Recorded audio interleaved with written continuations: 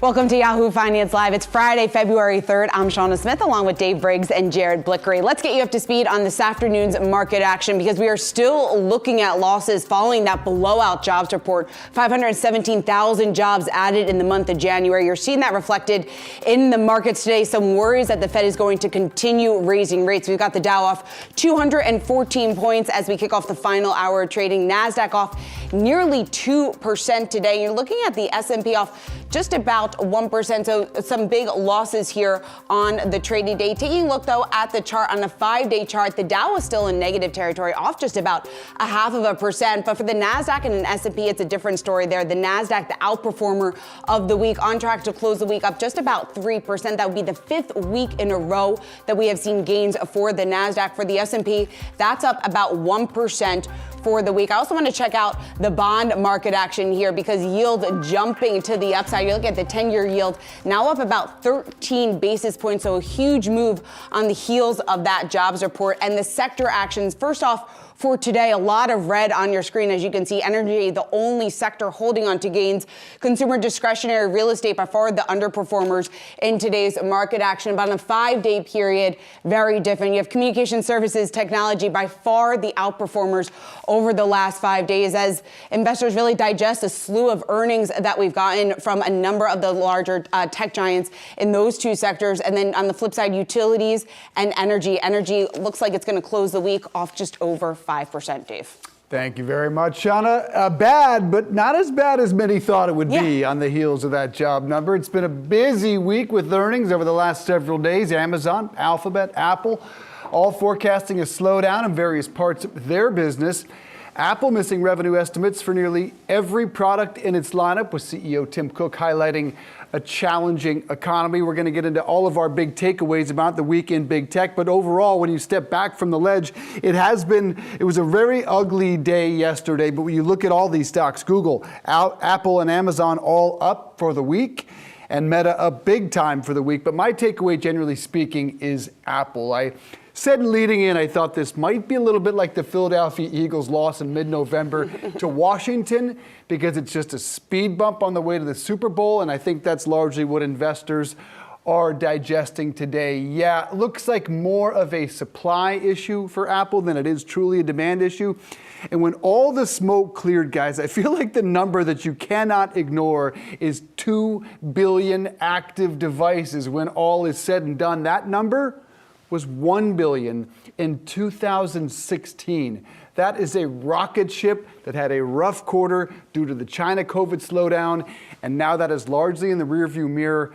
Probably a speed bump was the quarter. Yeah, I certainly think it was a speed bump. I mean, you don't have to look any further than this desk right now to really just get a grasp on the strength of Apple's ecosystem, how many products people buy once they just enter it and just get one. The iPhone leads to many, many purchases, clearly reflected in that 2 billion number, Dave, that you just referenced. Certainly you can't bet against Apple, and you're looking at the gains today, and that is just proof of that.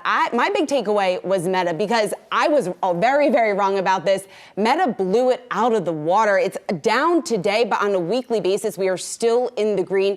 On Wednesday, after the report, we certainly saw the reaction in the stock. This week, it registered its best intraday performance that we have seen in nearly 10 years when it comes to Meta. Shares shot higher on those cost-cutting efforts, on the revenue guidance, on that massive buyback, addition to the buyback that they did announce, coming off the worst year on record. Certainly seems to be that a turnaround story has certainly been underway and is brewing here. It's certainly on a strong start, off to a strong start for the year. And you're looking at the analyst reaction, Jared, a number of upgrades on that name. Yeah, I was looking at upgrades on a number of names here, and especially Amazon and Alphabet with respect to the cloud. You take a look at the margins of these big tech companies. They've been under pressure, the same as the margins of the brick and mortar stores. And when it comes to AWS, it's a twofold thing. AWS, or Amazon, it's a twofold thing. AWS, which is Amazon Web Server, the cloud, that's been facing some pressure, and also their retail business. So here's what RBC is saying, Brad Erickson, that this is a second half story given the myriad of cross currents. So basically, wait for that third quarter or 2 quarters away. Heavy focus on improving retail margins this year is a positive, but AWS missed revenues and margins and guided lower for the first quarter with an acceleration not beginning until the third quarter. So we'll see if that happens here. And I'm looking at the Wi-Fi Interactive. Amazon down 8% today. We also have another headline. This came in a few hours ago. FTC preparing possible antitrust suit against Amazon. That's according to a couple different sources right now. And not a big surprise, but look at Alphabet as well. The 2 stocks most heavily levered potentially to the cloud that just released earnings down a bit. But I think you mentioned this, Shauna. Everything up on the left side of the board here. The mega caps green for the week, and even Amazon up about 0.8%. Want to get to Alphabet really, really quickly. Some interesting words from Citi. Though Alphabet's results were relatively in line with expectations, demand for search, YouTube, and cloud hit by macro challenges. Also, they're saying that a re-engineering of the cost base can improve margins over time. So lots to sink into there. And with this big tech growth slowdown, what is Jerome Powell and the Federal Reserve going to be do? They've been waiting to see as they continue to hike interest rates. And here's what the Fed chair said about their progress way back on Wednesday. We think we've covered a lot of ground, and financial conditions have certainly tightened. And I would say we still think there's work to do there. We haven't made a decision on exactly where that will be. I think we're going to be looking carefully at the incoming data between now and the March meeting and then the May meeting. I don't feel a lot of certainty about where that will be. It could certainly be higher than we're writing down right now.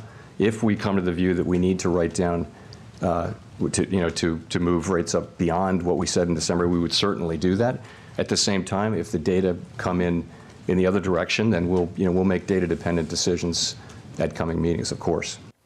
My big takeaway from the Fed is the same it's been for the last, 4 meetings now, that Jerome Powell says something, the market doesn't really believe him, although the price reaction Wednesday, they really did not believe him because we saw stocks go up even though he said we have a lot more work to do on the inflation front. So I don't think the market is getting this one right, but we'll have to see, Dave. I believe him. Senator Kennedy from Louisiana said he is as serious as an aneurysm on national television earlier this week, and he genuinely proves to be so. I don't think there's been any fluctuation from the beginning of this tightening cycle from Jerome Powell. He's proven to be a man of his word. Look, clearly he was late. We all acknowledge that. That's well in the rearview mirror. I see no reason to not believe him, but I can't help it, and we're going to talk about the jobs report in a minute. I couldn't help this morning wonder, how is Jerome Powell watching this jobs report, and how would the reception have been different? How would Wednesday have been different if they had known what this job report was going to show? Would it have been a 50-point increase? One would have to imagine, and certainly his commentary would have been dramatically different had he known this monster was coming. Yeah, you got to ask yourself what exactly the Fed is doing when they're looking at this number and how it really changes their outlook, the implications there in terms of policy, because you would think more rate hikes would then be on the table. Can he slow the labor market? Well, that's a big question. I don't, it doesn't appear that. Give him a little time. Give him a little time. Wait for March, April, May. There are 4 or 5 different indicators. I follow the macro compass. That would be Alf Pecatiello on Twitter. He's laid this out. 4 or 5 different indicators, macro indicators, saying that we're in for a major slowdown that we're not seeing in April, May. So second quarter this year could come like a ton of bricks. You know what? I'm not seeing it in the stock charts right now. Admittedly, there's a huge disconnect between the fundamentals and technicals, and we're going to get to that. A massive disconnect. All right, well, let's talk about this massive jobs report because it obliterated expectations. U.S. adding 517,000 jobs in the first month of the year. Unemployment dropping to 3.4%. Putting that in perspective, it's the lowest level that we have seen in over 50 years. So we're going to take a look at this jobs report from 3 different angles. We've got the economy, the markets, and what it means for your portfolio. For that, we want to bring in Michelle Schneider, MarketGauge.com partner, Julia Pollack, ZipRecruiter chief economist, and we have Kevin Paffrath, a financial analyst, and meet Kevin on YouTube. Great to have all 3 of you. Julia, let me start with you because we're trying to figure out what exactly this massive report means for the Fed, the implications there. What do you think? So the Fed's projection is that these massive interest rate hikes would cause unemployment to go up to 4.6% in 2023, right? So typically, raising interest rates is necessary to bring down inflation, but it comes at a cost, and that cost is rising unemployment. What we got in this report was like the fairy tale scenario of falling unemployment and falling inflation. It's almost too good to be true, like $20 bills on the sidewalk or like a free lunch. Michelle, I got to ask you, I was talking about the disconnect between the fundamentals and the technicals. We have so many markets and major indices break into the upside. 200-day moving averages are a thing of the past, it seems, all in the rearview mirror. Of course, that can change very quickly. I'm just wondering what you're making of this huge week of news. Well, there's an expression that I started out my Outlook 2023 with, which is you can't run with the hares and hunt with the hounds. And that may be the perfect expression to describe exactly what we're seeing in terms of the disconnect. As far as the technicals right now, let's go time frame. Absolutely on a daily time frame and even on a weekly time frame, we've blown over the moving averages and we have golden crosses in 3 of the 4 indices. But if you look at the monthly chart, which is what I'm really focused on here, we're just proving right now to be somewhat in a wide trading range with 4,200 SPX, where the 23-month moving average comes in. In Nasdaq, it's a little higher. It's at 330. And in the Russell 2000, it comes in around 202 if we're looking at IWM. So I still think, given this disconnect and everything that I just heard Julia say, plus there's so much other things to unpack in that labor report, is labor participation, JOLTS, et cetera, is that we could just be in for a giant trading range. And that could be 4,200 to 3,200, maybe go to 4,300. So I'm not expecting much more than that at this point. Kevin, you read this report with a bit of suspicion. Why?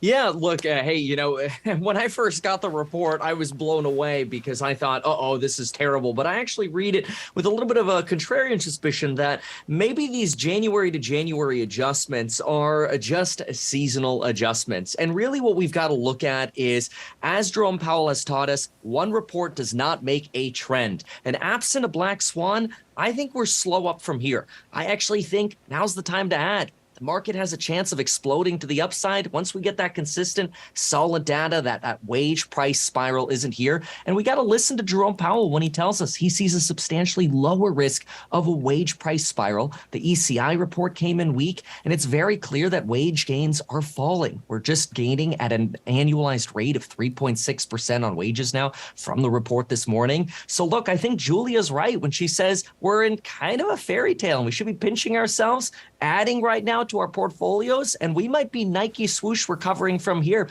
Hopefully we break out of this trading range that we just heard about as well, and it's up from here. But you do trust this number, Kevin? Look, these month-to-month fluctuations we get from the Bureau of Labor Statistics, I really don't trust so terribly, because the reality is you've got this household data versus the payrolls report where the surveyors are asking people at home, hey, are you working? And they're getting single counted, whereas the establishment number is double counting because they're calling businesses. So you've got a lot of part-time workers helping boost this number right now. In fact, Zero Hedge just put out a piece that if you look since March, we've only added 10,000 actual jobs, because most of them are part-time jobs. So that's 10,000 full-time jobs when I say actual jobs versus part-time jobs. So it's a sign that, look, the economy's tough. People are getting a second, maybe even a third job to increase their income, get through some of the high prices we've seen. But as long as the prices, which are high, don't keep rising, the Fed does not have to force a recession. And that's the most important issue here, is the Fed forcing a recession. If the Fed goes away and relaxes, they do not have to cause a recession.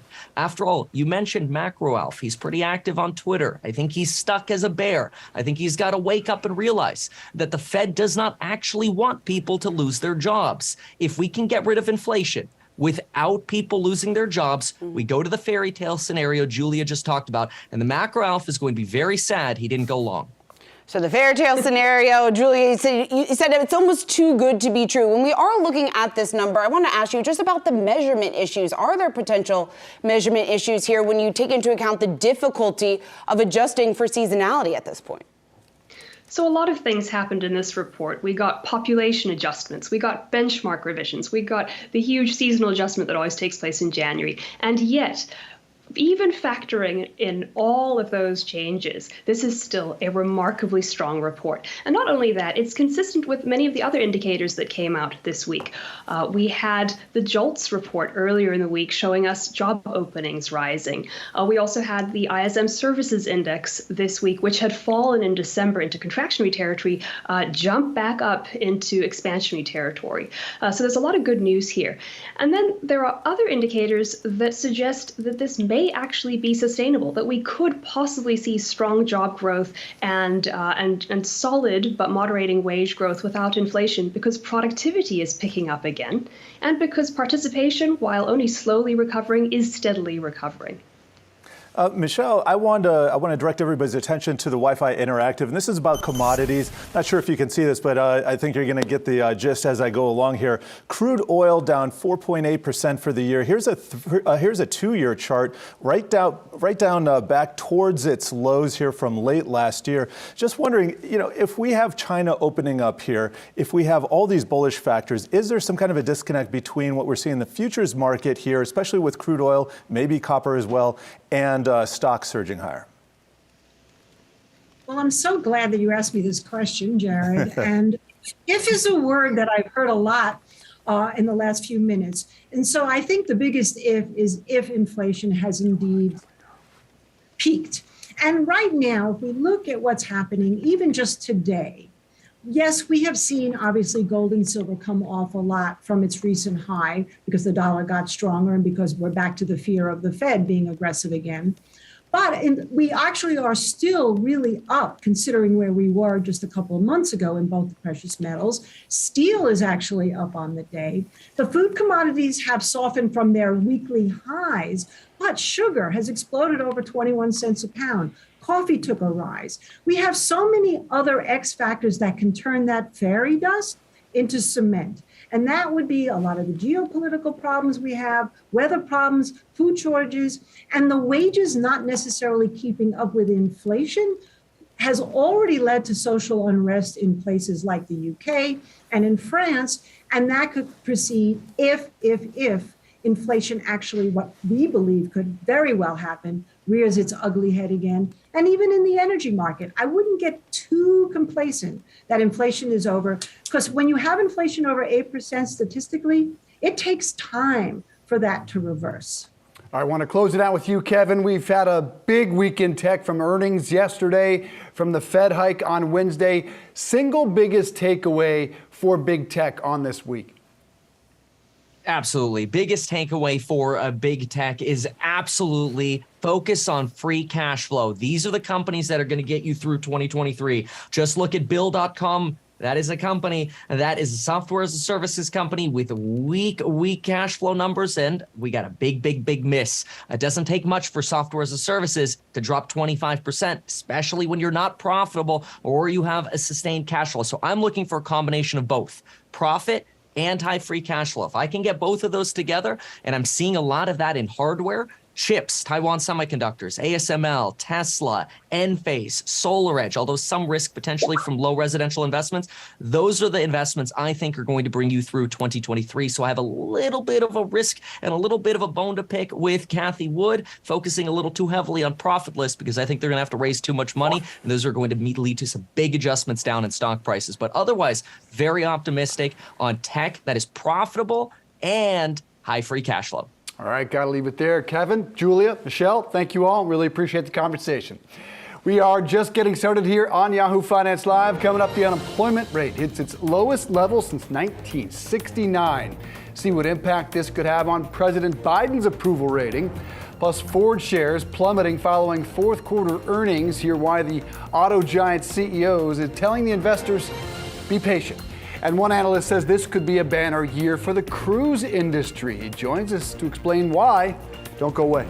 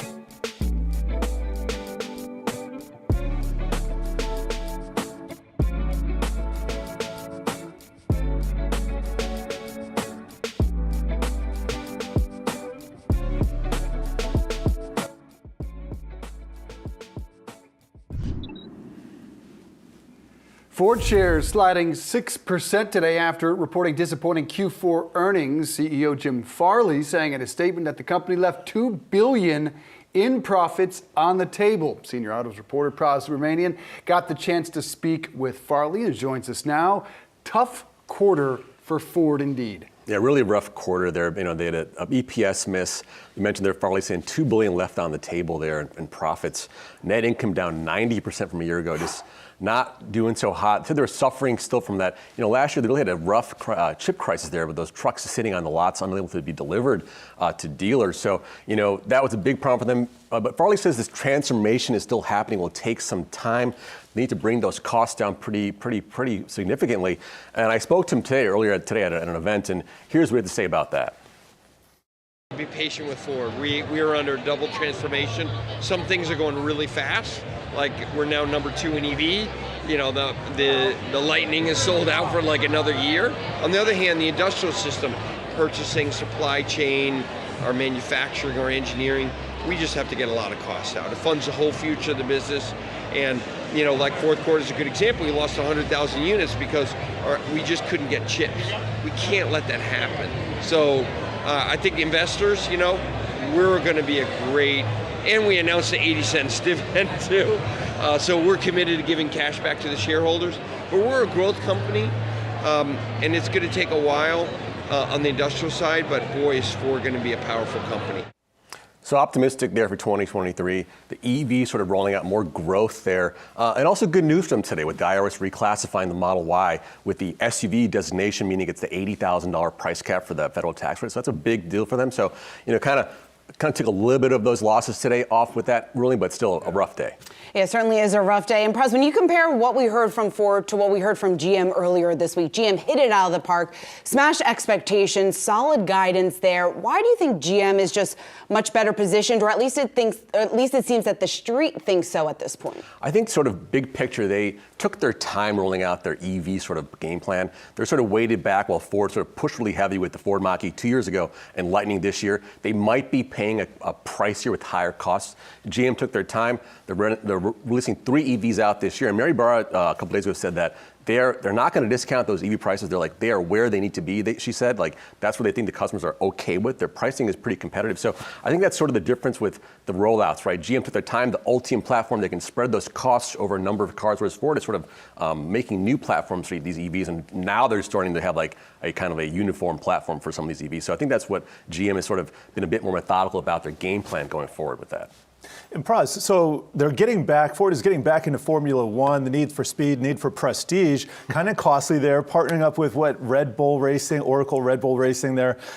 Just tell us the details. Yeah, so, that event was this morning for Red Bull in New York, to debut their new car. Usually this is something that happens in Europe, but the U.S. market's so hot right now with Formula One. So they were there with that new car today. We saw it. But then also a surprise, Jim Farley rode out in a Mach-E in Red Bull colors saying that, hey, we're going to join Red Bull in 2026 as their engine partner, their powertrain partner. That's when new rules for hybrid rules taking effect with Formula One. So they're really excited about that. Jim Farley was there. I spoke to him about that and why this is sort of a two-way street between them and Red Bull.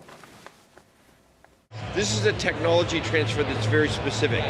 We will help them with their software for the battery control and the battery chemistry, the battery tech, because we're investing a lot in EVs. We're going to have 2 million EVs on the road in 26, so we know a lot about EV batteries. On the other hand, we can learn a lot from them about telemetry, but especially about aero. Aero is becoming the most important thing in vehicle design now, and the best aerodynamicists in the world are at Red Bull. So it's a great exchange of technology. So aero, he means aerodynamics, a big part of EVs to make it more slippery, less sort of resistance. So he said that the aero on the Lightning, if you improve that, could add 75 more miles of range on a charge. So kind of a big deal there. Yeah, certainly would be a huge deal. He's looking forward. He doesn't want to talk, I don't think, anymore about the earnings that we've just gotten. That is for sure. Pras Rumanian, thanks so much. Well, after the break, former U.S. Labor Secretary Tom Perez giving us his take on that blowout jobs report and what it means for the Biden administration. Stay tuned.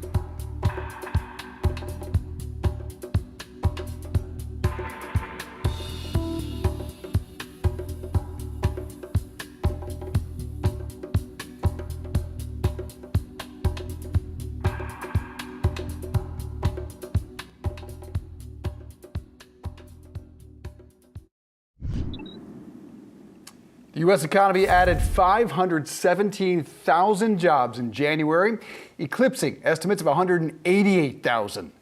The unemployment rate also fell to 3.4%, its lowest rate since 1969. President Biden wasting no time using the jobs number to tout his administration's economic success. Let's hear what he had to say. I would argue the Biden economic plan is working. For the past 2 years, we've heard a chorus of critics write off my economic plan. They said it's just not possible to grow the economy from the bottom up and the middle out. They said we can't bring back American manufacturing.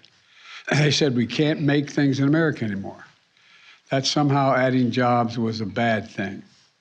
Well, or that the only way to slow down inflation was to destroy jobs. Well, today's data makes crystal clear what I've always known in my gut. These critics and cynics are wrong.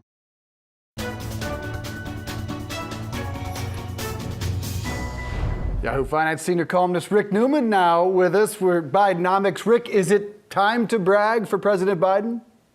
He gets to brag. I'm not sure that these amazing results we saw in the job market today, I'm not sure these really are the result of any Biden economic policies. Companies just are holding on to all the workers they can get. They want to get everybody on the payroll they can. Look, presidents get to take credit for things when they go right under their watch, and that is happening with Biden. Dave, it puts me in mind of what Trump used to say every time there was some news on jobs. I covered every single one of the jobs reports under the Trump presidency, and he was always claiming, greatest economy ever. Things have never been better. Strongest labor market in the history of the world. And, Trump had a pretty good economy, but for the most part, that hyperbole was not true. Biden actually can actually claim some of these superlatives. I mean, you said in the intro, 3.4% unemployment rate, lowest since 1969. The last time it was lower than 3.4% was in the 1950s. And that was the post-World War II job boom and the baby boom generation. So it makes me wonder, is it possible we're going to see it go down to 3.3% next year, which I guess would be the lowest going all the way back to the 1950s, something even Trump couldn't claim. So we do have problems in the economy. But look, the recession that economists have been worrying about, there's just no way you can have a recession when you have this kind of job growth. So the recession that everybody's been talking about keeps on not arriving. Trump would find a way to brag about Trump's steaks, though, so that doesn't mean much. President Biden, you say he gets to take credit. Will he get credit, though, when it comes to the polls? He's not, actually, and that tells you something about the mood of consumers. Biden's approval ratings have not budged at all in about a year and a half. They're in the low 40% range. And we have that. This is the case, even though inflation has been coming down steadily. So we just have a great, almost unprecedented job market, and inflation is coming down, and gas prices, which bummed people out so much last year, gas prices are down, and Biden's approval rating has not budged. So I'm not sure what is going on there. This is a very peculiar economy. Economists just have honestly not figured out what's going on in the post-pandemic economy. That's why these forecasts are so off. But confidence remains pretty low. Consumers still seem to think we're headed for a recession. So I don't know if we're going to talk ourselves into a recession in 2023, or we're just going to sort of gloomily limp through. But people should feel better than they seem to feel. Let's talk ourselves out of it. Senior columnist Rick Newman, good to see you. Enjoy the weekend. Catch Bidenomics on Yahoo Finance. All right, for more on today's jobs numbers, we're joined by former Labor Secretary and American Bridge 21st Century Co-Chair Tom Perez. Nice to see you, sir. I'm sure you just heard our senior columnist Rick Newman say the President Biden will take credit for the jobs numbers. Will he, sir, get any credit for what he's doing? Well, Joe Biden cares far more about jobs numbers than poll numbers. He cares far more about making sure we get people back to work. And as you've correctly pointed out, the two best years for job growth in over 40 years were last year and the year before, the first 2 years of the Biden administration. And with all due respect to Rick, I think there's a really clear through line between the investments that the Democrats and the Biden administration are making, whether it's the Inflation Reduction Act, whether it was the initial American Rescue Plan, the bipartisan infrastructure bill. We learned the lessons from the Great Recession. I was labor secretary, during the second term of Obama. The thing that kept me up the most at night was the plight of the long-term unemployed. And the reason we had so many long-term unemployed is that the stimulus package then didn't meet the moment. We needed it to be more robust. And we learned that lesson this time around, and people are back at work. And as to the question of, is this going to sustain? I think the answer is absolutely yes, because the infrastructure bill has barely been implemented. There's more to come on infrastructure. There's more to come on the implementation of the CHIPS Act. There's more to come on the implementation of the Inflation Reduction Act. Those bills are about jobs, jobs, jobs. And as you correctly point out, we have seen deceleration in wage growth, and we've seen an even greater deceleration in inflation. So I think it's really important for the Fed to understand that the drivers that are having them think about further raises, further hikes in interest rates, those drivers were a war, a supply chain disruption, the pandemic. It's not wage growth. We can continue to have great job growth numbers without throwing ourselves into another recession. And certainly these job numbers are very impressive. And like you said, President Biden does have a long list of accomplishments during his first 2 years in office. I know you're saying he's not focused on the polls, but you got to start thinking about the polls when you look ahead to 2024. When it comes to the administration, their messaging, what do you think that needs to be on the heels of this very, very strong report? Well, that's again, the poll that matters the most was what took place in the midterm elections. And if history is a guide, we should have gotten our butts kicked. And yet we didn't. And we won because we fielded good candidates, and we were able to make the case to the American people that we're on their side. We're fighting for them. We got more work to do, but we are making that progress. And I think the results of those midterm elections demonstrate it. The results also demonstrated that when you field extreme candidates, as the other side has done, candidates that want to cut Social Security and Medicare and Medicaid, I'd like Speaker McCarthy to outline specifically what he wants. They summarily increased the debt ceiling when Donald Trump was president, and now suddenly they're getting religion on this stuff. So, I think if we continue, and I think the next 2 years are about implement, and then explain to the American people that $35 a month payment now for your insulin, if you're on Medicare, used to be $350 or more. That's because of Joe Biden and what he did. That road project that's bringing jobs and alleviating traffic, that's because of Joe Biden. The insourcing of chip manufacturing in Arizona that's taking place right now is because of the policies of Joe Biden. We need to be relentless in creating the causal link between improvements in people's lives and things that were done by the federal government. Tom, I got to ask you, I can't disagree with any of those accomplishments. Do you know how much Biden's approval rating moved despite all those? 0. It started at 40, it ended at 40. I'm not disagreeing with you, but why hasn't it moved? Well, again, I think we're a divided nation. I mean, that's I don't think I'm giving away a state secret when I say that. But again, those were the numbers at the time of the midterm elections as well. And so if history was a guide, then we should have gotten, to quote Barack Obama, we should have gotten shellacked. And that didn't happen. Elections are not referenda, they are choices. And when people see the investments that Joe Biden is making in people through the American Rescue Plan, through the bipartisan infrastructure bill, through the Inflation Reduction Act, if you see the progress we made in reducing child poverty with the child care tax credit, if you see the progress we continue to make in addressing climate change, I think people, and then, again, the issue of a woman's right to choose is an economic issue for mothers and for families.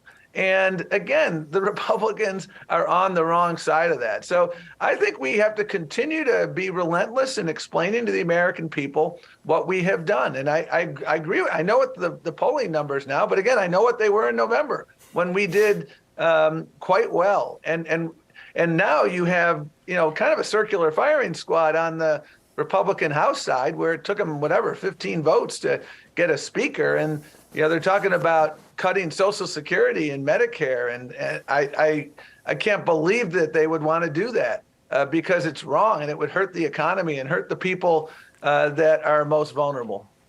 Tom Perez, we've got to leave it there. Thanks so much, as always, for coming on Yahoo Finance. Have a great weekend. Always a pleasure. All right, well, coming up, one name driving Nordstrom shares higher by double digits today. More on that story when we come back.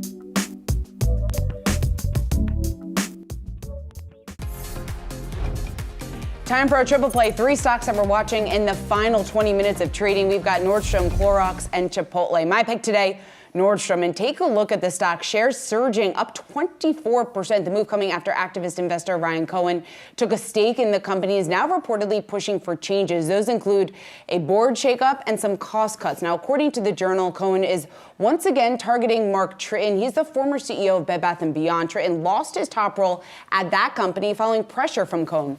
Now, in a statement to Yahoo Finance, Nordstrom said, quote, while Mr. Cohen hasn't sought any discussions with us in several years, we are open to hearing his views, as we do with all Nordstrom shareholders. We will continue to take actions that we believe are in the best interests of the company and our shareholders. Well, analysts, they're weighing in on this. The BMO Capital Markets analyst Simeon Siegel writing that Cohen, quote, brings a spotlight that should not be ignored. The team at Gordon Haskett saying, quote, a refresh of the board level is arguably long overdue. And Jared, by the reaction in the stock today, it looks like the street agrees. Yeah, for the time being. I wonder when Ryan Cohen is going to start buying call options on JW in the same way he did with Bed Bath & Beyond. By the way, he never really got on that Bed Bath & Beyond board, did he? He just kind of, well, the stock went up and he sold it near the top. He manipulated it? I did. Did you say? Anyway, it was all perfectly legal. So guess what's going to happen this time? Is he an activist investor or is he just trading the stock in size? I think it's the latter.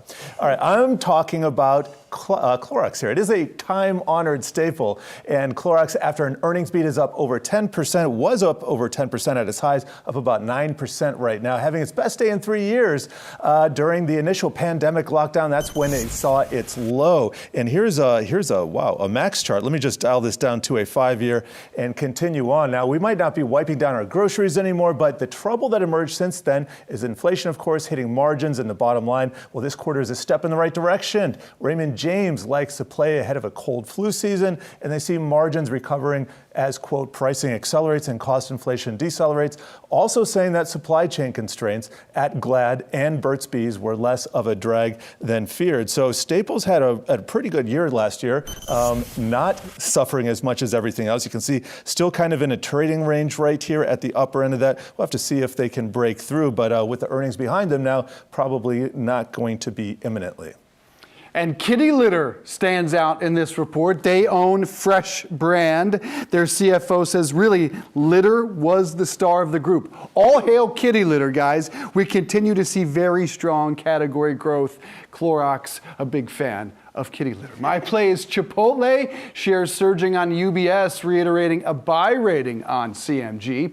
The note reading, quote, we see further upside for shares following a 22% move year to date, given robust unit development, ongoing margin expansion, and visibility into industry-leading LT growth. Oppenheimer also increasing its price target on the stock from $18.75 from $17.25. Now, Chipotle will report earnings on Tuesday. Expectations are for revenue of $2.32 billion on EPS of $8.91. Check out the 5-year chart on that stock. It's insane. It's been on a constant tear. The chain announcing they plan to hire 15,000 workers for burrito season, which kicks off next month, and plans to open 285 stores this year. You can't help but wonder, Shauna, if it's like one of those burritos that's just been overstuffed. It's just so full it's going to explode. You know what I mean? You've had one of those burritos. I love burritos. The company's been a performer year in and year out. Is it just too expensive? It looks like it is too expensive, especially from that 5-year chart that we just put up. But burrito season, first of all, I never knew that there was a burrito season. I guess it's March to May, and they're saying it's because of the warmer weather, because of the more daylight. I guess it gets people very excited to eat those burritos. They're expecting strong demand. That a store growth number that you mentioned, 3,000 now in North America. They want 7,000 in the future, more than double. So it doesn't seem like they see that demand tapering off anytime soon. They pack the house. There's a Chipotle a couple blocks from here. Of all the lunch options, they are the most crowded every single week. What's your order? I love the steak burrito. Okay. Not bad. My burrito consumption is level. I don't have a burrito season. Do you guys? I don't have a burrito season, but now I'm excited to go. It makes sense. Yeah, you're always happier when the springtime rolls around, so they are gearing up for that, that's for sure, and so are we. All right, well, coming up next, a volatile market has added a challenge to baby boomers' retirement plans. Find out what you need to know when we come back.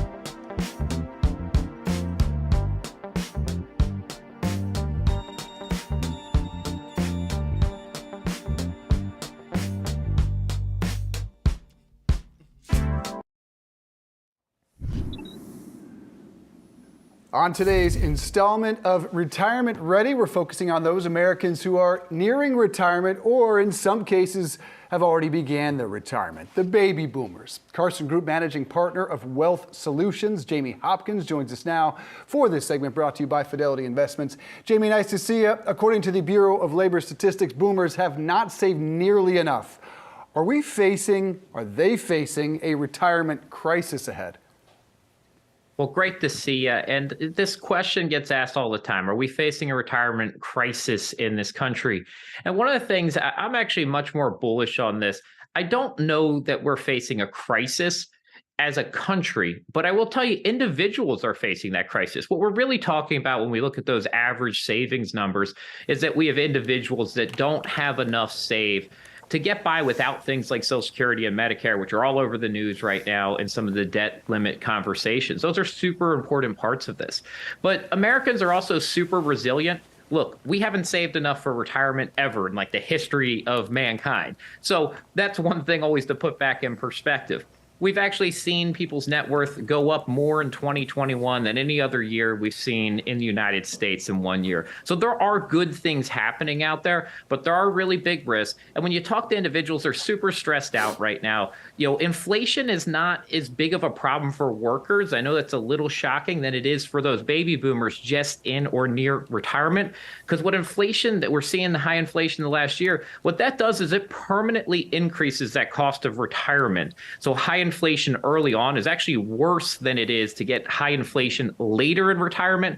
We don't talk about that a lot out there, but that sequencing of inflation on a retiree's portfolio and spending is a really big impact. So it's kind of a scary thing. You can't fully control it, but right now there are some reasons to be concerned. If you don't feel like you saved enough, you're hearing all the conversations about Social Security, Medicare, and you're seeing that high inflation.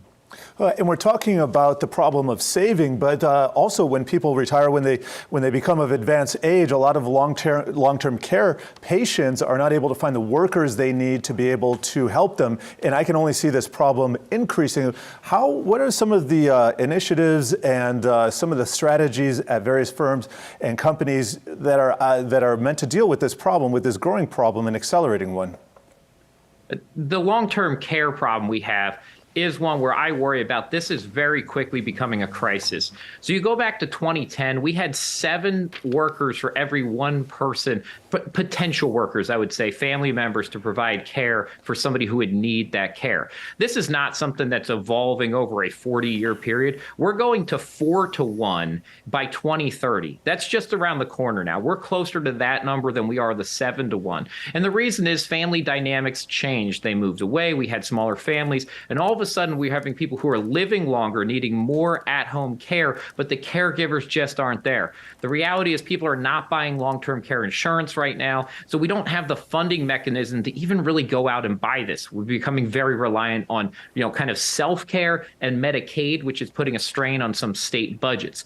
Now, there's lots of ways to do long-term care planning. That's not just insurance, it's earmarking funds, it's deciding who you want to have provide you care, even having that conversation with your family members. A lot of people never get to that, but that's the primary way that people get long-term care is their kids, their spouse, their grandkids start providing that care, typically in an unpaid fashion.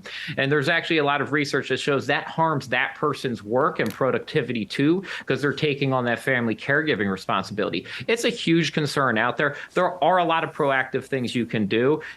As I mentioned, insurance, earmarking funding, building in a ladder portfolio, from your savings, so later on you have some more income. And a lot of people do sell their homes to fund, whether you're moving into a nursing home or assisted living facility, but that doesn't always solve the problem. We still have to worry about the type of care, how we're going to receive that care, and the dignity of life that we want to have when we might need that care. Jamie, when the boomers, they see the predictions daily, hourly of a recession, they hear that the markets may drop a full 10% this year. What's your advice to shut that out or how to prepare for it? Yeah, you definitely can't shut that out completely.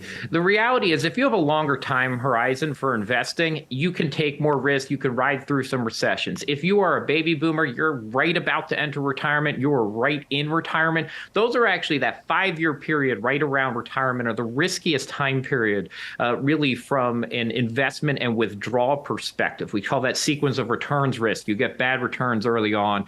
You're generating your retirement income from that portfolio by selling off a part of it. That's a super risky time period. So there are good, kind of research and statistics that say you should actually de-risk right around that beginning of retirement. So if you are one of those baby boomers, and not just because you're worried about it, because the math actually helps support it, that you de-risk a little bit right there. And you can actually move back up into the market, something we call a rising equity glide path in retirement. So you can actually get riskier as retirement goes. That goes against that old adage of, just keep buying bonds as you get 1 year older.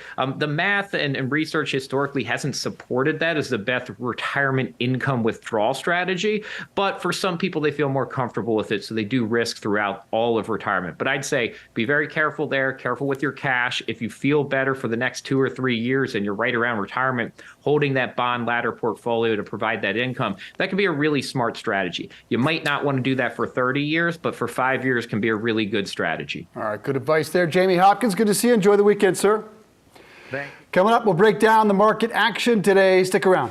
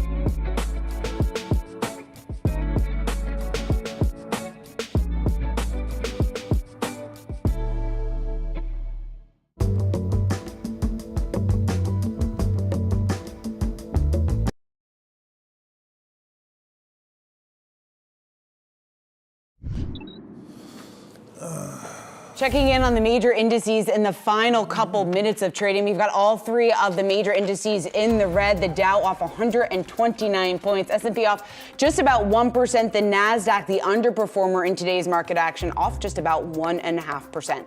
We'll be right back with the closing bell.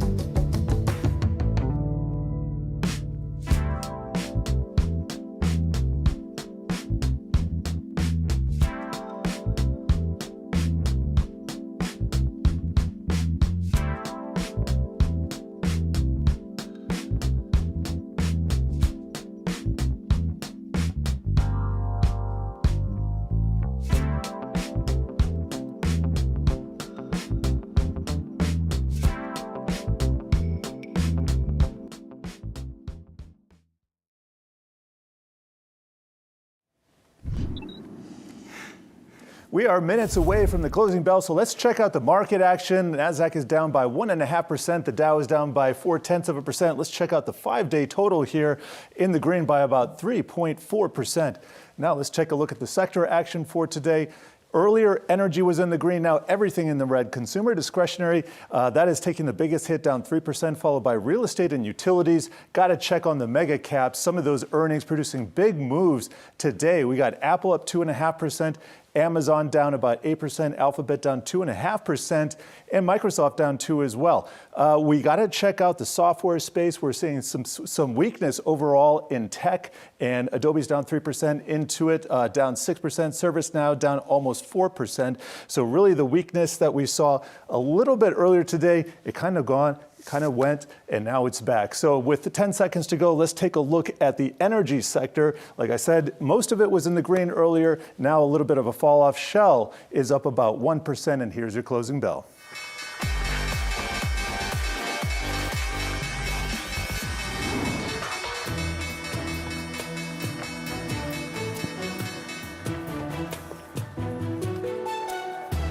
Arm and Hammer. Wow, I love the Brought their own hammer. I love that. Just caps off what Solid. has certainly been a very eventful week for the markets. Taking a look at where we closed today, all three of the major averages in the red following that very hot jobs number that we got, 517,000 jobs added to the U.S. economy last month. You're looking at the Dow up 129 points, S&P off just about 1%, the Nasdaq in the red as well.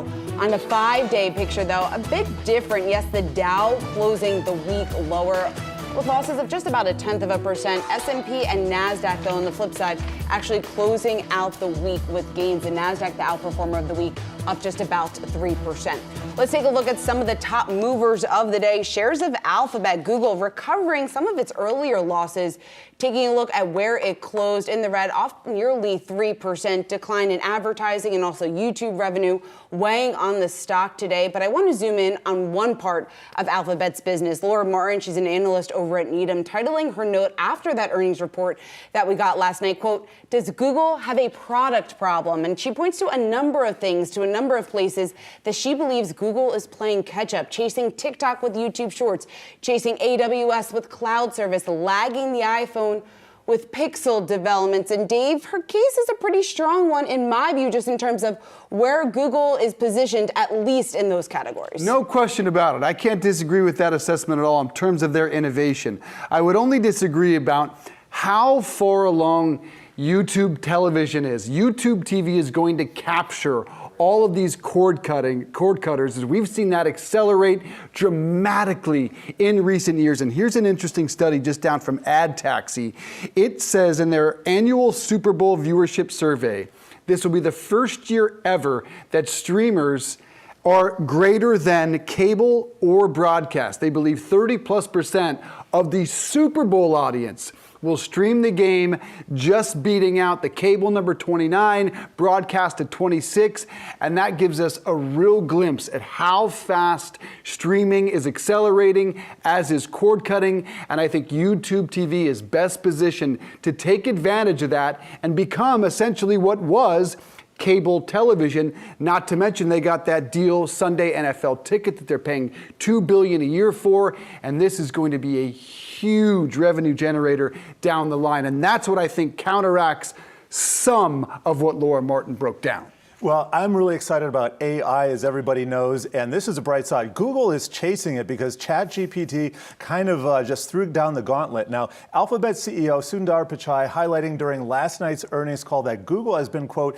a leader in developing AI, clearly trying to establish the role in a space where much of the conversation centers around Microsoft and ChatGPT, and investors are hopping on the AI bandwagon as well. I'm looking at the Wi-Fi Interactive here. I set up a little heat map. Now, this is a little bit sparse. I'm still in the process of constructing here, but here's a 5-day view of some of the tickers here. Now, BuzzFeed was really last week's story. That stock is down 44% after being multiples 100% up last week. But here's Big Bear AI.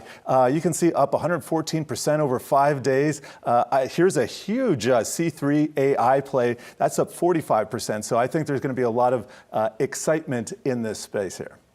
I think the most underrated number that we got this week was UBS revealing 100 million users on ChatGPT in 2 months. Now, for context, Facebook renamed themselves Meta, almost 2 years ago? And we still have no idea what it is. We still have no practical use for it is. We have no way to show that it's transformed our lives. And in 2 months, ChatGPT is transforming the way we live and we work. Real estate agents are using it. If you don't believe me, that's cool. Believe Tim Cook. He says, quote, "It's a major focus of ours. It's incredible how it can enrich our lives," adding this, Jen, "it is impacting virtually everything we do." So don't believe me, but believe Tim Cook. Yeah, certainly. I mean, you can't argue with there's a lot of hype around it, Jared. You were just looking at individual stocks. We even had an ETF coming out that's capitalizing on this mania that we certainly are seeing around ChatGPT. We don't have a lot of information around it, but the ticker will be CHAT, CHAT, will be focused in a number of areas, but one specifically, the conversational aspect of AI, and of course that means ChatGPT. So there is this mania around it. I would likely see that you would think when you take a look at some of the other trends like metaverse in the past, a number of ETFs were launched over the last year and a half that are based on metaverse. So I think AI, ChatGPT might be onto something here, and we could be seeing a number of new ETFs over the next year. Chat 4 about to be released in a few weeks, and it's supposed to hook up with Microsoft and Bing. So the enhanced version even coming out pretty quickly here. And GPT Plus that charges $20 a month and promises faster data and actually the ability to get on, which is difficult right now. From 2 to 4 p.m., I have a difficult time most days. I have really struggled to get access to it. It's been very busy. All right, Nordstrom rallied today after a report that activist investor Ryan Cohen took a big stake in the company. The retailer, just the latest target of activist investors. It's grown broadly this year, caused largely by beaten down share prices. Names from Disney and Salesforce to Hasbro have been at the center of it all. For more on this, let's bring in Columbia Law School professor John Coffey. Nice to see you, sir. So let's start with Mr. Ryan Cohen. What is he after here, and do you think he'll succeed? Well, his campaign is quite different than the others.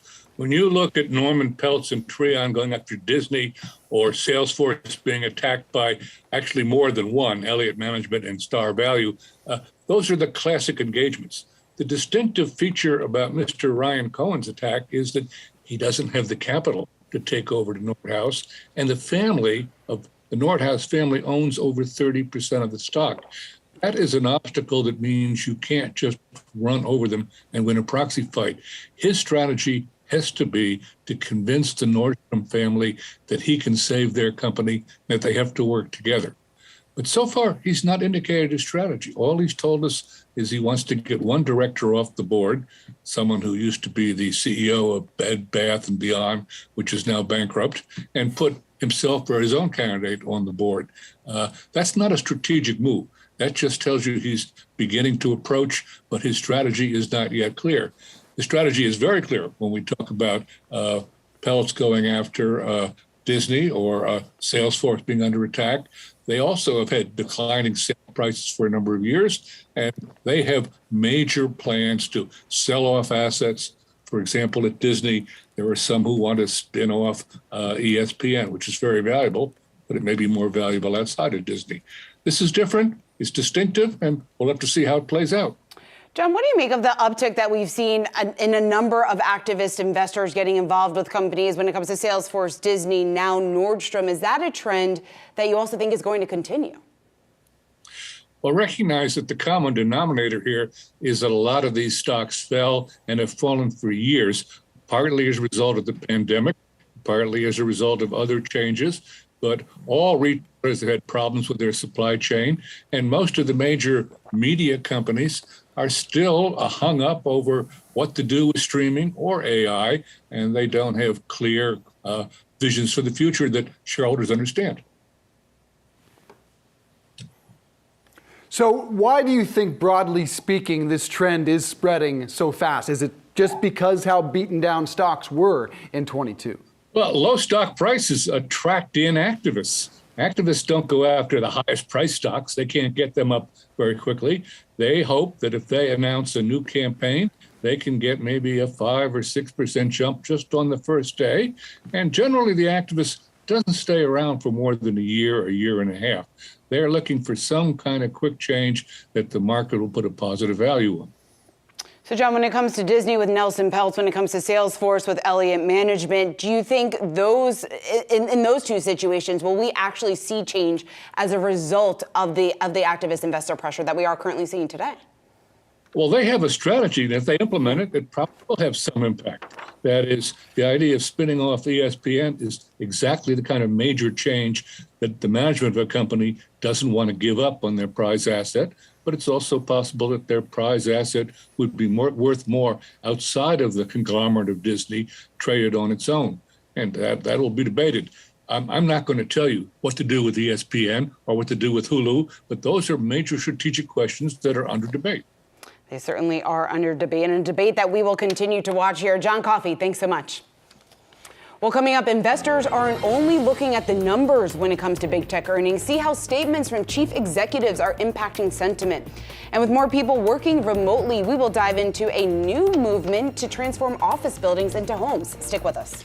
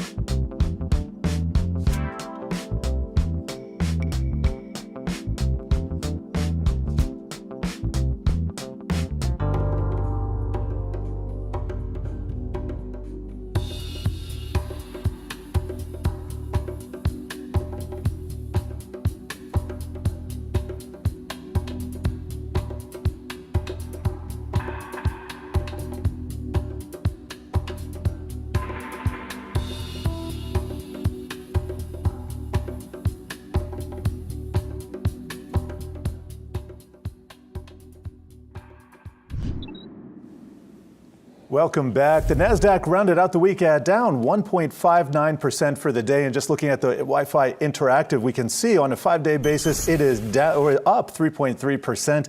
I just read that number off a few seconds ago. Now we want to get a look at the tech sector overall, and XLK is the name, finishing up the week 3.7%, a little bit down today. But let's also check out some of our favorite tech stocks that we're going to talk about in a second. Apple up 6%, Tesla nearly 7%, Meta up 23%. Now, trading Apple, Amazon, and Alphabet's earnings, all disappointing the street on Thursday. We got some added context, by the way, for the numbers in these earnings calls. And for that, we're going to turn to Scott Krisaloff. He is a transcript editor for some more analysis. And Scott, executives from these companies, they're all trying to play up the positives in their results, but they couldn't help but highlight some of the headwinds. So let's take a listen to some of these key moments. Our revenues this quarter were impacted by pullbacks in advertiser spend, and the impact of foreign exchange.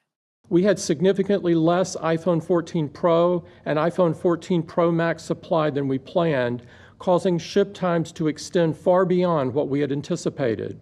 Moving on to AWS. In the middle of the third quarter of 2022, we saw our year-over-year growth rate slow as enterprises of all sizes evaluated ways to optimize their cloud spending in response to the tough macroeconomic conditions. As expected, these optimization efforts continued into the fourth quarter.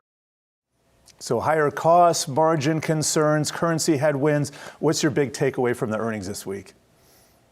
Yeah, I mean, I think it's showing that tech companies, these large tech companies who have been hypergrowers for a while, are starting to see some economic sensitivity to them.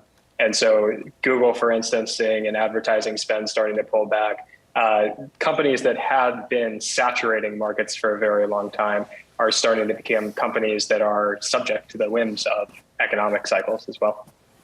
So we got Apple CEO Tim Cook on the earnings call responding to questions about whether customers traded down their iPhones or would upgrade next quarter as a result of supply shortages. Let's listen.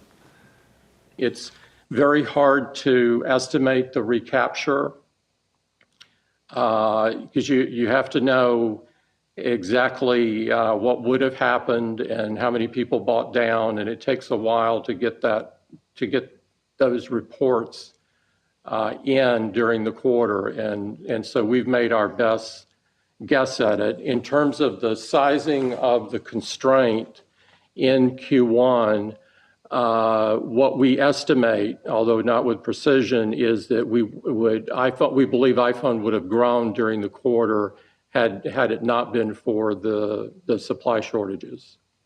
So do we get much of a glimpse at the consumer when it comes to Apple's numbers, or really is this just about COVID shutdowns in China? Yeah, no, this is interesting. And I actually had a slightly different read of what Tim Cook was saying here. I think that this had to do somewhat with inventories in channel and those inventories being liquidated. And this is something that we saw in other tech companies this quarter. Intel actually had a really strong quote about the inventory liquidation in PC markets being among the largest liquidations that they've ever seen. And I think this goes back to the COVID era of having large physical good demand, supply chain shortages, and companies trying to buy forward inventories. And you've seen the goods demand shift back to services demand as we've come out of the COVID economy. And now you're seeing excess inventories that are being bought down. So the end manufacturer is actually seeing a larger decline in demand than end demand is actually following with. And so the end manufacturer is actually seeing worse demand trends than maybe what's going on in the retail environment. This is actually like a classic recessionary dynamic that could be going on here. Scott, let's talk about what we heard from Amazon, from AWS specifically, because revenue from AWS missing the street's estimates. CFO Brian Olsavsky saying that he called the growth that it has been slowing as companies evaluate ways to optimize their cloud spending in response to these tough macro conditions. He said that he expects those optimization efforts to continue and to be a headwind here for AWS. He said, and quote, so far in the first month of the year, AWS year-over-year revenue growth is in the mid-teens. Is this consistent to what we've heard from a number of other companies so far this earnings season? Because, for example, Microsoft's Azure division certainly did disappoint. Yeah, and we've seen this actually going back a few months, companies starting to talk about slowing cloud spend. And I think there's a couple of dynamics there. One, it's, again, this hyper growth that had happened in the tech industry maybe starting to turn into more normalized growth in cloud, especially. But then also it's a function of companies maybe reacting to a recessionary environment, pulling back on non-necessary or more discretionary spending. Cloud infrastructure would be an area of potential investment as companies have gotten more conservative in the way that they're spending and tightening in budgets. This may be an area where they're pulling back. I'm reminded of another quote that I read this week from Manpower's CEO talking about companies hovering over the brake, not quite stepping on it yet. I think we're all looking at this recessionary environment or potential recession and with some caution. And so cloud spend may be another area where that's happening. And we'd be remiss here if we didn't talk about AI. Here's Alphabet CEO Sundar Pichai. AI is the most profound technology we are working on today. Our talented researchers, infrastructure, and technology make us extremely well positioned as AI reaches an inflection point. More than 6 years ago, I first spoke about Google being an AI-first company. Since then, we've been a leader in developing AI. And since that talk was given last night, we have another headline. Google invests almost $400 million in AI startup Anthropic. That's only today. So what's the vision here with AI? Is Google really all in? This is super interesting. I mean, I think this goes back to kind of the theme we've been talking about in this segment is hypergrowth, former hypergrowth tech companies starting to become more typical normalized companies. And AI is an area where Google, being the disruptor of all disruptors, may actually be a laggard here and suffering from some of the innovator's dilemma type dynamics that happen to a company that has an established market in search. And you actually have the disruptor coming from outside of Google altogether in OpenAI. And so, OpenAI just got $10 billion from Microsoft, Google investing $400 million in Anthropic. Obviously, Google's investing a lot more, and they're all hands on deck on this. But the disruptive element in this really is coming from outside of these large established tech companies in the form of companies like OpenAI. No doubt about that. Good stuff. Scott Krisloff, really enjoyed it. Thanks so much. Enjoy the weekend. Office space is being reimagined in the wake of the pandemic as millions of square feet of office space in different cities across the country sit empty. Now there's a movement to turn those empty offices into homes. Yahoo Finance's Danny Romero joins us now to break down the conversion trend. It needs to happen, but it's not easy. Yeah, well, this is the big push we've been hearing, not only here in New York City, but also in Philadelphia, Boston, Los Angeles, San Francisco, you name it. These big metropolitan areas have really been enticed to convert those empty office buildings into residential housing. And they're really trying to tackle the housing shortage crunch that our country faces. And so while it might seem like a simple solution on paper, that's really not the case. There's a lot of legwork that goes into this, from developers to building owners that I've spoken to. They have said that there's a hefty price tag when it comes to the planning expenses. One building owner I spoke with said that he's already spent $3 million on a $50 million makeover for a building.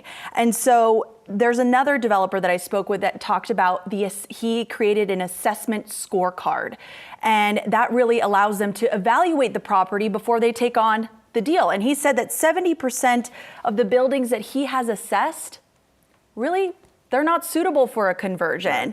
And so as a rule of thumb, from what I've heard within the industry, is that the cost of the office per square foot would have to really dip below $100 in order for these conversions to really pan out. But you also have to consider that a lot of these office conversions end up being for luxury residents, because you have to think about the investor has to gain his return on investment, right? And so most likely it'll turn into a luxury home. But let's look at the pros. One of the biggest pros is the speed of construction. A lot of developers and architects really save themselves from demolishing a building and starting from scratch, right? Because they already have the building. And secondly, it's environmentally friendly, which entices a lot of city and state leaders to really move forward with these plans. And Danny, speaking of some of the resistance that we're seeing inside the industry because of that cost, we had Moody's head of commercial real estate analytics, Kevin Fagan. He was on the show earlier this week saying that oftentimes these conversions aren't worth the work. Let's hear what he had to say, and then I want to get your reaction to that. We had done a study on New York where we found that maybe 3% were viable candidates from both like a physical shape of the buildings, because some buildings cannot really be efficiently converted into apartments, but also just economically, we hadn't seen a big enough decline in office space, office values and office rents for it to be profitable for builders to actually take the risk of that kind of conversion.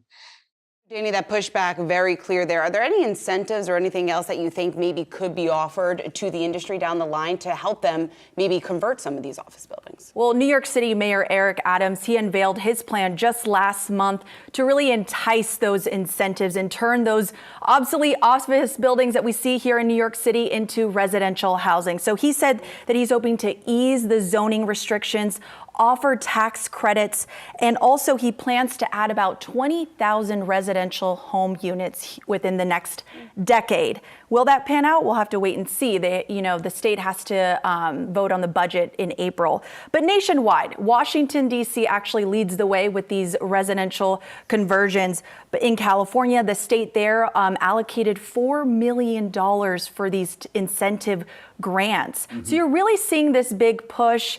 But again, I spoke with one developer. He said, though, that it's a double-edged sword. And the reason is because when a state or a city offers these incentives, some of these developers or investors overbid on a building that really has no value in the end. We just saw Castle Systems say for the first time we're at 50% return to office. DC's lagging way behind, though. They need this arguably more than anyone.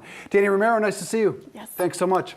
All right, still ahead. When it comes to cruise lines, one analyst is picking Royal Caribbean over the competition. He tells us why next.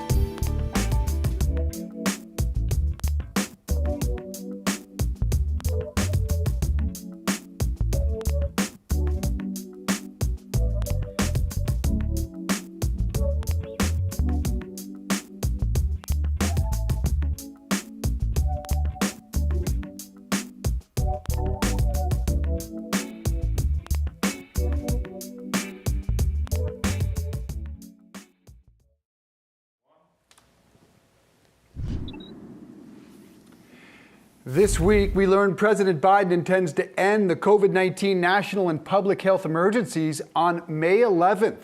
So with the pandemic firmly in the rearview mirror, or in this case, wake, is it time for the cruise industry to complete that slow turn around? City leisure and travel analyst James Hardiman says this could be a banner year for the industry. Nice to see you, sir. Why do you say that? Yeah, I mean, I think if you think about the rest of the economy, certainly the rest of the consumer space, everybody's moved on from the pandemic, arguably years ago, right? It hasn't been nearly as easy for that cruise space. And so I think there's a good argument to be made that there's still some pent-up demand here. There were about 50 million people that would have otherwise taken a cruise in 2020 and 2021 and ultimately didn't get to. Now, some of those people have gotten back on in the year or so since, but a significant portion has not. I think the other thing that helps, and we're entering what's called wave season, right? When a disproportionate number of bookings are made for the upcoming, spring break and summer season. That was really marred last year by, the onset of the Russia-Ukraine conflict, and then also the outbreak of Omicron. This year's wave season, by all accounts, from the work that we do, is off to a much better start, and by all accounts, is off to a strong start. And so I think that sets the table to have a much more productive year. Let me ask you about going forward. Now, we had, over the pandemic, we had a number of habits and behaviors that changed. I'm just wondering, for the average person who doesn't, let's say, go on a cruise very often, have they been able to penetrate, or are they relying on repeat customers? I'm just wondering what their TAM currently is versus a general population that may have some lingering misgivings about going on a cruise. Yeah, it's a fair point. I think it's a critical question.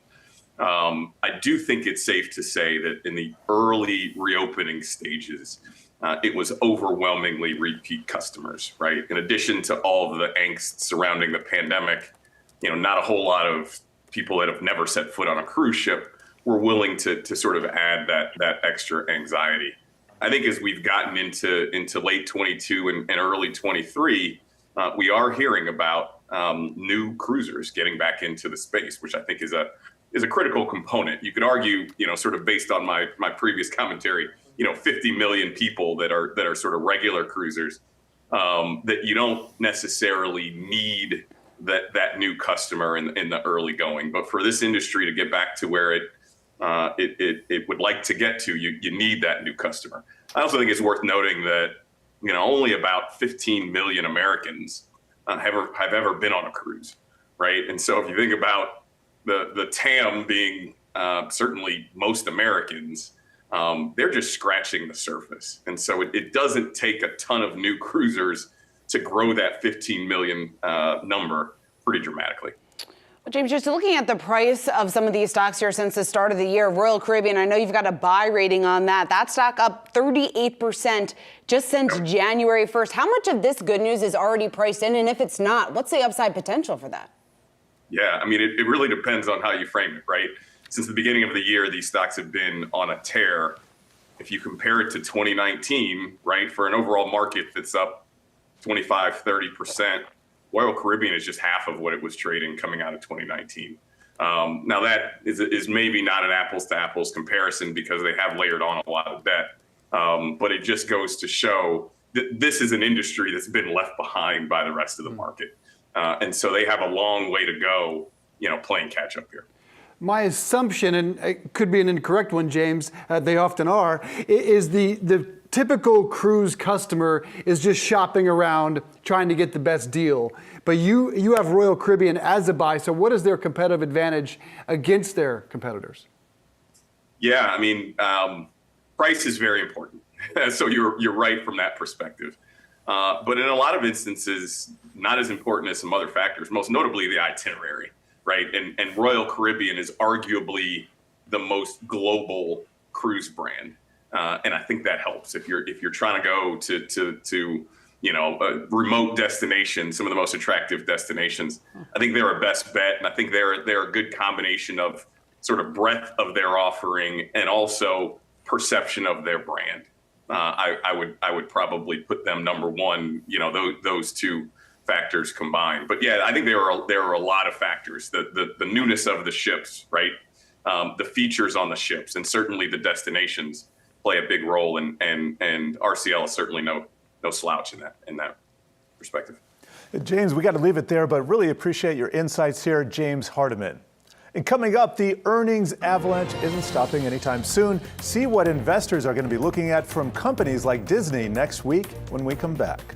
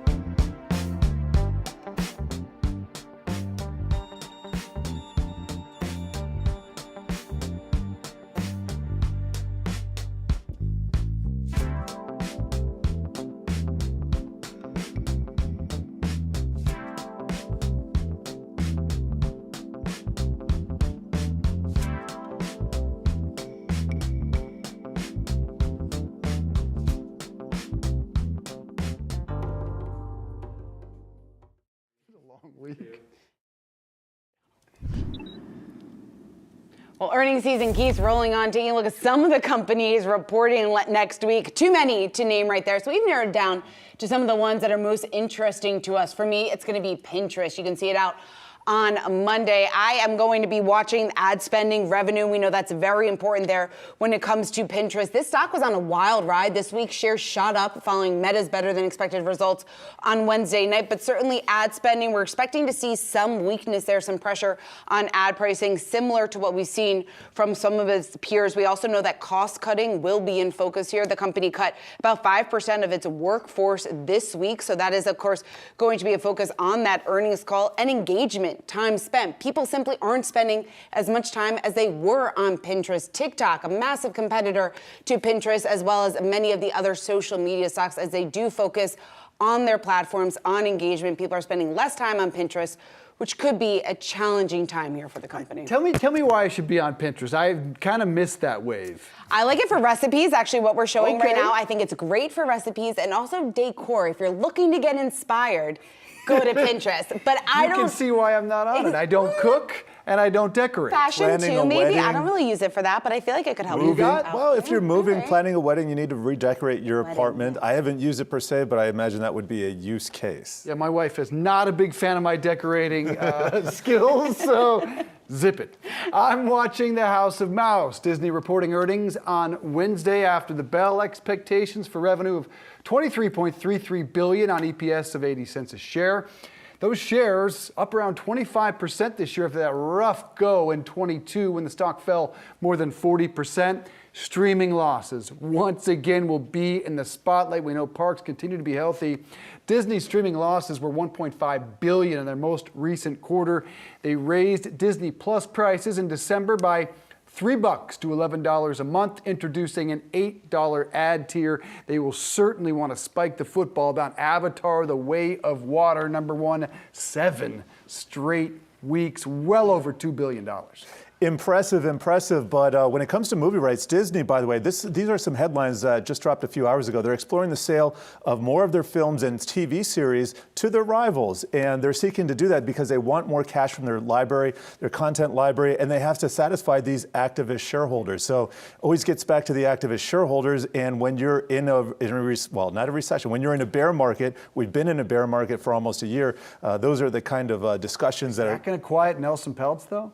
I don't know what's going to. I think Disney stock doubling or trebling or quadrupling. That might. Bob Iger's giving him the Heisman so far, keeping him out. You know, you got to do the whole. You got to do the whole thing there. There you go. Yeah, I got it. Yeah. There you go. All right, proceed. All right, I'm watching Robinhood, and I mean the saga with Robinhood. We don't talk about this stock a lot. It's down 0.5%. It's been stuck around It's been stuck between $10 and $20 a share for almost a year, going practically nowhere. But the stock got a little bit of a boost in interest anyway, not in price, because of the fallout from FTX. Now, here's the latest story. Sam Bankman-Fried entity that owns Robinhood stake goes bankrupt. Okay, now the U.S. government has seized $590 million worth of Robinhood stock. Does any of this have to do with earnings?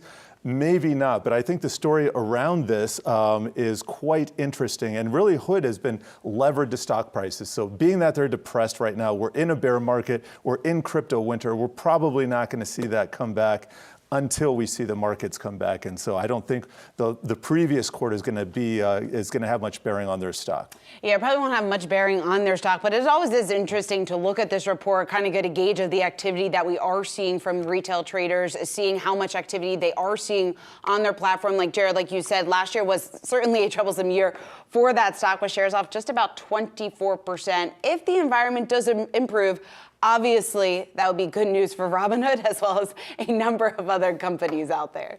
Indeed. All right, after the break, with the Grammy Awards just 2 days away, Recording Academy CEO Harvey Mason Jr. fills us in on some of the biggest changes he's seeing in the music industry. Stick around.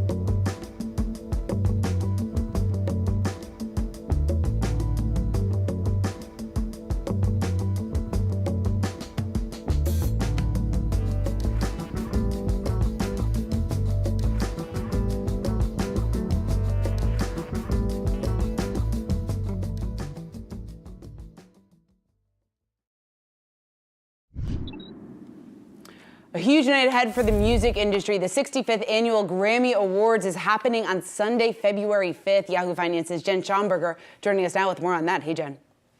Hey there, Shauna. That's right. With the Grammys set to air this Sunday, I sat down with Harvey Mason Jr., CEO of the Recording Academy, which puts on music's biggest show, to talk about what to expect. Diversity has been a key cornerstone goal for both the Academy and Mason. This year, nominations were the most diverse ever, and Mason says audiences are able to look forward to a diversity in genres, people, and music this year. Take a listen. I am a diversity person. I am from the diverse community that we hope to represent. I've generally been thought of as someone that falls into an underserved or underrepresented category my entire life since I was born. And I'll go more into my history and my experiences, but I bring with me to the role a desire to make sure that we're reflective of the entire industry. I bring with me my experience in the industry for the last 30 years working as a songwriter and producer, and I bring with me just the lens that I see things through, which is inclusion and equity makes sense. It's not performative. It's not because we think it sounds good or it's a cool buzzword. It's because greatness comes when different people from all different experiences and all different backgrounds come together, whether that's to make decisions, whether that's to make music, whether that's to make a TV show. It makes sense when you reach out to other groups and you invite people in and you listen and you learn and you collaborate. To me, that's the spirit of music, that's the spirit of artistry, and that's the spirit of the Academy. Are we seeing enough representation when it comes to female songwriters specifically? There was some research done from the University of Southern California that sort of showed, if you looked from 2020 going backwards a decade, that we hadn't seen as much contribution perhaps and strides made when it comes to women. Certainly you see the nominations now for Song of the Year, Album of the Year. Many of them are solo female artists. Have we made enough stride there? What's your sense? I think we're getting better. I don't think we've made enough stride. We've made huge strides. We set a goal at the Academy to invite 2,500 new members. We're 77% of the way to that goal. That's a big jump for us, and the percentage of women members and voters has grown for us immensely. I think you're seeing a difference in the nominations and hopefully the winners going forward, but there's still much more to do, both for gender equity and also just people of color and representing music accurately. We know 34% of music created and consumed is Black music, so we need to make sure we're reflecting that, and we need to do the same with women voters in our organization. Harvey, what do you think is the biggest challenge facing the music industry right now? Wow, that's a whole show, Jennifer, probably a whole nother interview, but there are many challenges facing our industry. I think there are great opportunities for our industry right now as well. The ability for consumers to reach and access our music is exciting. I love the fact that we can make something on a Friday and our fans or our consumers can listen to it on maybe Friday or maybe the next day. That's exciting. I think what's a challenge and something the Academy is working really hard on is how do creators get compensated? How do we get remunerated for our efforts and our art? That is something that's going to have to be figured out. It's going to have to be discussed and legislated. I know I've talked to you about that before, but our advocacy team works really, really hard on that year in and year out. But that's something that needs to be figured out. I also think the future of genres and the future of all things music, things are changing. Lines are coming down, borders are falling. We're hearing music in the top 10 in different languages. You see, we've got an album for the first time in the history of the Academy in an all Spanish speaking language as an album of the year nominee with Bad Bunny. So I think that's going to be the future of music is how do you evaluate different genres? How do you program playlists or other forms of consumption based on genres? I don't think you do. I think that's going to probably change in the near future. And I think how musicians and creators and writers and artists are compensated fairly is something else that we're going to have to address coming up. Yeah, on that compensation issue, I wonder what's it going to take to get streaming sites like Spotify to pay creators and artists more favorably? I think it's going to take more conversation and just more dialogue. You know, the streamers and the different DSPs are really our partners, and we love what they've done for the industry. They've allowed us to access our fans, our consumers. They've allowed us to get our music out more readily. There's less gatekeeping happening right now. So we love that about the streamers. There's discovery. There's the opportunity to find great new music that you might never heard. There's opportunity to get music quicker and more variety. So that's a positive. I think the question is, how do we come to a fair solution around the economics of songwriters, performers, labels, publishers, independent artists, DIY artists? All these different buckets need to be addressed. And I think it's really going to come down to having meaningful and hopefully constructive, productive dialogue with the DSPs. And it probably will include the legislators. Switching gears a bit, the Senate Judiciary Committee recently had a hearing on Ticketmaster and its handling of Taylor Swift's concert ticket sales and really the concert ticketing industry overall. During that hearing, we heard from witnesses in the music industry who described a, quote, monopoly-like control over venues, artists, and consumers. Do you think that Ticketmaster has too dominant a position? Should it be broken up? Is there a better model for concert ticketing? Perhaps could NFTs play a role there? It's hard to predict what the future of ticketing and live music could be. I think Clyde Lawrence did an incredible job at his testimony in front of the committee the other day. I watched it and I listened to it. It was compelling. I think there's a lot to that issue. There's a lot to be discussed. There's a lot to be figured out. And what does the future look like, I think, is the question you asked me. And that can be asked about live music and ticketing. I don't have all the answers. I just know that music is important. Music is powerful. Making sure musicians are able to distribute their art, share their craft, share their talent in whatever means possible is vital. And I think the idea of artists being able to go make a living, whether that be through streaming or performing live or publishing or their main recordings, I think it's important that we advocate on their behalf. Now, Mason also told me, given the crash in crypto over the past year, he isn't sure what value NFTs still hold for the music industry. But if they did offer value, it's certainly something the Academy would embrace. The Grammys air 8 p.m. live on Sunday night on CBS. Back to you. All right, Jen Schomburger, great stuff. Thanks so much. Thanks. Well, coming up, Super Bowl 57 isn't only about the Eagles and the Chiefs. We're going to set the scene when it comes to ads, those must-see commercials when we come back.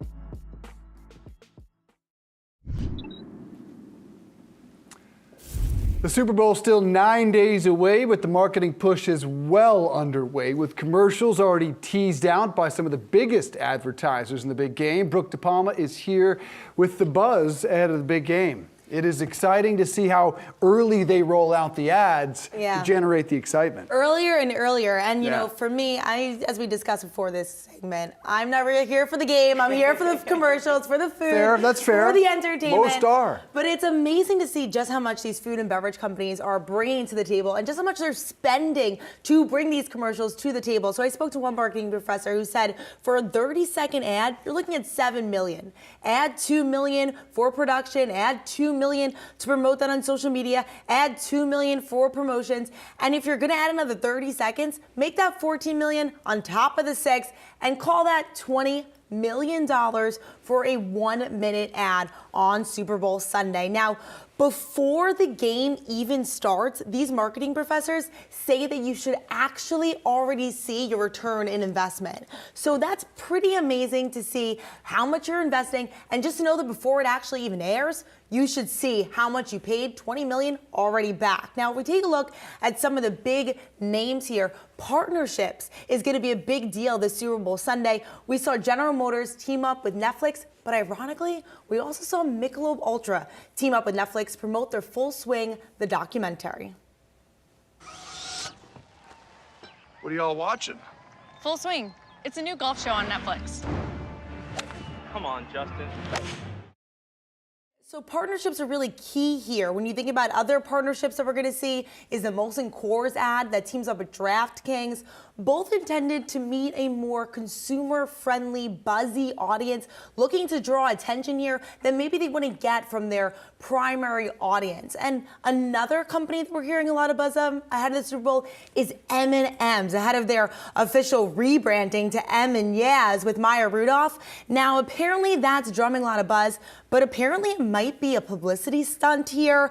And we did not hear back from M&M's, but there's lots of speculation about that. According to a TV measurement and analytics company, this is already performing 88% more. That people are engaging with 88% more than this time last year with M&M's ad. So whether it's a publicity stunt or not, it's working. It is a publicity stunt, but it's clearly working. So, Brooke, you just laid out how much it costs for all of these brands to advertise during the Super Bowl. Clearly, not everyone's doing it. Some people are trying to drum up some of their own excitement. You've got Hormel right here. Yeah, well, people are just saying, forget the Super Bowl Sunday and let's just go straight to the product. So here in front of us, we have Kraft Heinz Ketchup.